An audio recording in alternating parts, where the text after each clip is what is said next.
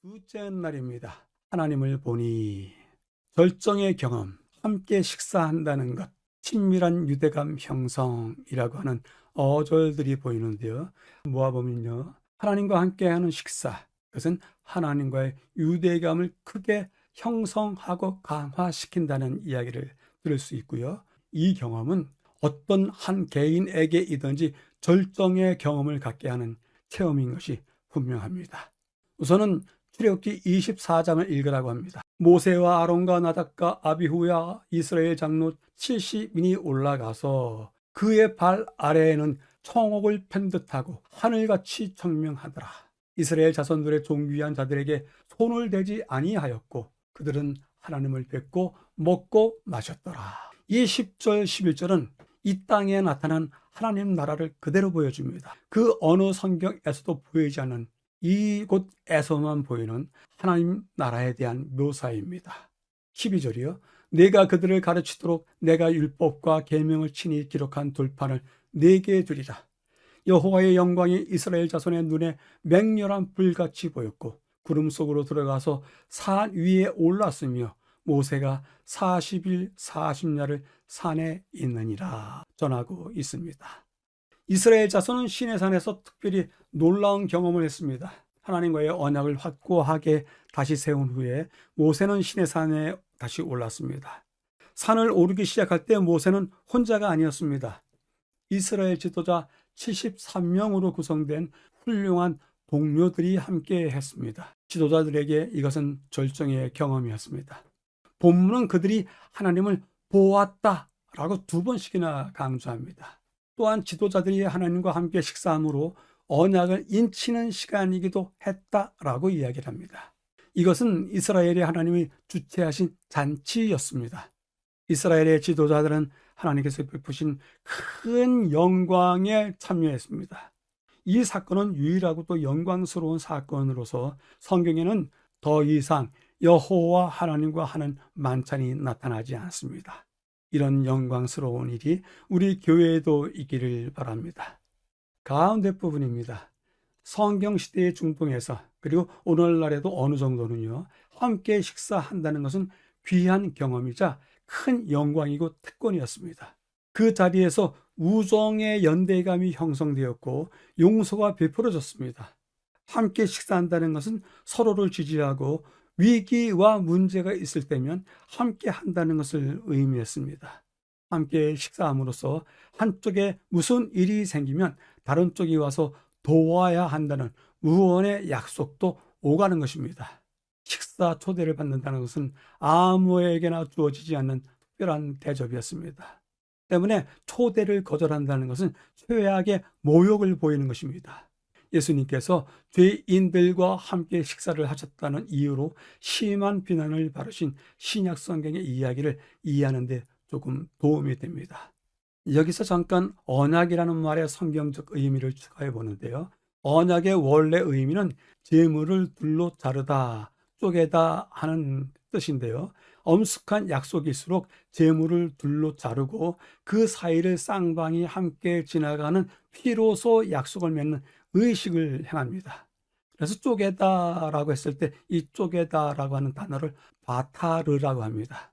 창세기 15장 10절에 아브라함이 그 모든 것을 가져다가 그 중간을 쪼개고 그 쪼갠 것을 마주 대하여 놓고 그 새는 쪼개지 아니하였으며 라고 하면서 쪼갠다는 이야기가 한 절 안에 3번씩이나 반복되는데요. 하나님과 아브라함이 언약을 맺는 순간에 있었던 이야기입니다. 이 쪼개다라는 말이 후에 언약이라는 말, 브리트라고 하는 말과 연결되어서 동의로서 사용되었습니다. 이 브리트라고 하는 단어는 쪼개다, 식사하다, 언약을 맺다라고 하는 뜻인데요. 짐승을 죽여 가른 후에 함께 식사하는 과정까지 포함한 그 약속을 확약하는 과정을 브리트라고 했습니다. 성경이 이를 스스로 해석하기도 하는데요. 에스겔서 34장에 송아지를 둘로 쪼개고 그 2조각 사이로 지나매, 그래서 2조각 쪼갠 것입니다. 그래서 바타르라고 써놨고요.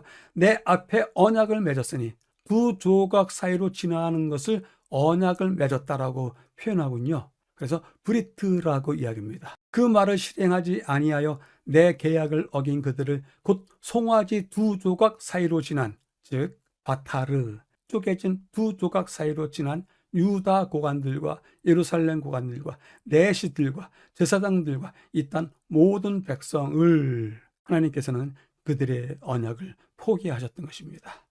따라서 쪼개다라고 하는 말이 가지고 있는 성경의 의미를 확인할 수 있습니다. 세 번째 부분인데요. 신자들이 주의 만찬을 기념할 때면 자신과 같은 죄인인 다른 신자들과도 친밀한 유대감을 형성하는 것입니다. 그래서 비록 쪼개진 않지만 성만찬의 식사를 통해서 우리는 예수님 안에 있는 용서와 구원을 기념하면서 다른 신자와의 유대감을 형성합니다. 안타깝게도 모세와 함께 올랐던 사람 중에 어떤 이들은 이후 죄에 빠져 목숨을 잃었습니다. 당연합니다. 그들은 그곳에서 하나님을 가깝게 경험했지만 그 체험을 통해 변화되거나 회심하지 않았습니다. 그들이 가지고 있었던 진리, 거룩한 특권, 그것을 소유하는 것만이 곧 회심을 보장하는 것은 아니라는 강력한 교훈을 줍니다.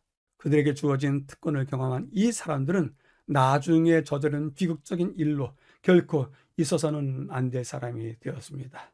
이제 마지막 부분에서 저자는 매우 조심스럽게 진술을 하고 있는데요. 진리와 거룩한 특권을 소유하는 것이 곧 회심을 보장하는 것은 아니다. 단도직입적으로 이야기합니다. 총명한 하나님의 식사 자리에 초대되었던 사람들에 대한 강렬한 메시지를 줍니다. 그들은 누구였을까요? 아마 출애굽 무리 중에 조상들에 대한, 하나님에 대한, 그리고 출애굽 역사에 대한 신학적 의미를 특별하게 알았던 사람들, 많이 알았던 사람들임이 분명합니다. 당대의 신학 전문가들, 종교 지성인들, 그리고 가장 훌륭한 종교적 언사들을 말하던 사람들이 아니었을까 생각이 듭니다. 본문은 진리와 거룩한 특권도 변화되지 아니하고 회심되지 아니하면 아무런 쓸모가 없는 일이라고 말하는데, 오늘의 우리 신앙을 뒤돌아보게 해줍니다. 나는 교회 안에서, 나는 기독교 신앙 안에서 어떤 경험을 했어? 어떤 사람이야? 나에겐 특별한 일이 있어. 이 모든 것들이 변화되지 않고 회심되지 않으면 아무 쓸모가 없다는 뜻입니다. 하나님 종교는 종교적 구조를 잘 알고 있는, 그리고 그것을 잘 설명해 주는 그런 일이 있다 해도, 교리적으로 진리를 크나큰 확신에 사서 말한다 할지라도, 철학적 논리와 이지적 진술로 설정하는 열정이 있다 해도 하나님 종교는 그것이 아니라고 합니다. 하나님 종교는 마음이 회심해서 생애가 변화되어 가는 것이라고 말합니다. 제 자신서부터 이 교훈을 깊이 새기고 그처럼 닮아가기를 염원해 봅니다. 교훈은 다음과 같이 이야기합니다. 사람들이 큰 빛을 받고 이스라엘의 통치자들처럼 산에 올라가 하나님과 교통하고 그분의 영광의 빛 가운데 거할 특권을 받았었다는 이유로 그 후에 죄를 지어도 벌을 받지 않을 수 있으며, 그처럼 높임을 받은 까닭에 하나님께서 그들의 죄악을 엄격히 형벌하시지 않으시리라고 스스로 믿지 않도록 해야 한다. 이와 같은 생각은 치명적인 기만이다. 주어진 큰 빛과 특권은 주어진 빛에 상응하는 미덕과 거룩함을 요구한다라고 전하고 있습니다. 둘째 날을 요약해 보겠습니다. 하나님을 보니, 하나님과의 언약하는 때에 있어서 특별한 식사 자리에 초대되었다. 영광입니다. 73명의 지도자의 특권, 하나님께서 차리신 식사 자리에 앉는 것이었다. 식사, 유대감을 형성하는, 용서를 베푸는, 또한 지지와 동행을 의미하는 아주 귀한 자리였다. 그러나 그 자리에 참여한 사람들이 진리를 소유하고 있다고 해서, 진리를 가르치고 있다고 해서, 거룩한 특권을 가지고 있다고 해서 그들이 영원히 하나님의 정죄에서 벗어나는 것은 아니다. 변화와 회심이 없다면 신의 산에 올라갔다 해도 그 어떤 것도 보장할 수 없다라고 요약해 주고 있습니다. 물어보도록 하겠습니다. 하나님과 마주 앉아 믿음을 새롭게 한 적이 언제였습니까? 이제 또 우리가 하나님과 마주 앉아서 믿음을 새롭게 하는 언약식을 거행해야 되지 않을까 생각해 보게 됩니다. 이제 둘째 날을 보충해 보도록 하겠습니다. 첫째 날에 이어서 곧바로 이야기할 내용이기에 덧붙입니다. 출애굽기 19장과 20장의 이야기는 신의 광야와 신의 산에서 이루는 경험을 이야기합니다. 첫 번째, 이스라엘 백성들이 애굽 땅을 떠난 지 3개월이 되어서 신의 광야에 이르게 되었다. 두 번째, 언약을 지키면 내 소유가 되겠다라고 하는 하나님의 제안에 대해서 우리가 다 준행하리이다 라고 백성들이 선포했다. 세 번째, 모세가 산에 오르게 되었다라고 이야기합니다. 그래서 산에 오르고 난 다음에 20장에 가서 하나님의 십계명을 받게 됩니다. 나는 내 하나님 여호와니라 하는 하나님의 이름에 대한 공식적인 선포와 더불어서 그분의 십계명이 주어지는 아주 놀라운 경험이 출애굽기 19장, 20장에 함께 있습니다. 그런데 이 신의 산 이야기와 십계명 이야기가 다시 신명기서에서도 반복이 됩니다. 신의 산에서 있었던 일들에 대한 신명기 5장, 6장의 이야기는 또 어떻게 진행되는지 확인해 보도록 하겠습니다. 첫 번째, 하나님께서 이 언약을 세우셨다. 이 언약은 오늘 여기 살아있는 우리와 세우신 것이라 모세가 이야기하면서 그 언약의 실제성, 이것은 조상들의 것이 아니라 우리 것이다 라고 하는 것에 대해서 확고하게 이야기합니다.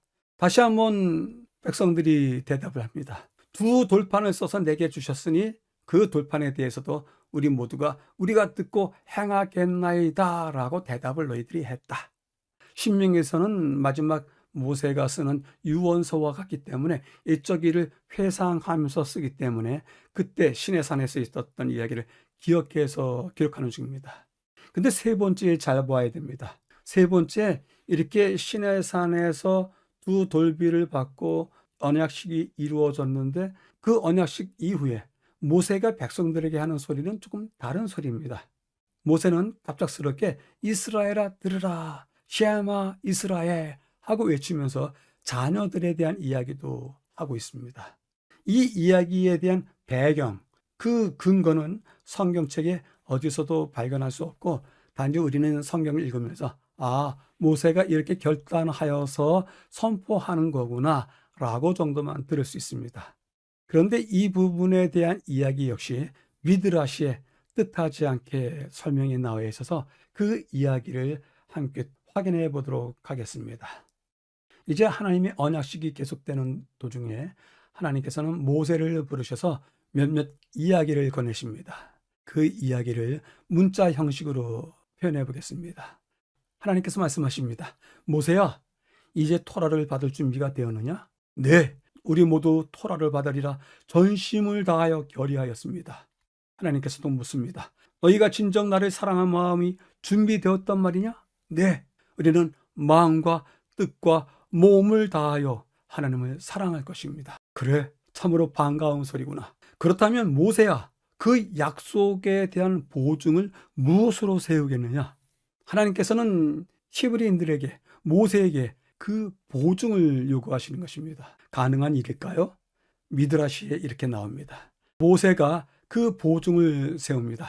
네, 우리의 열조를 우리를 위한 보증으로 세우겠습니다.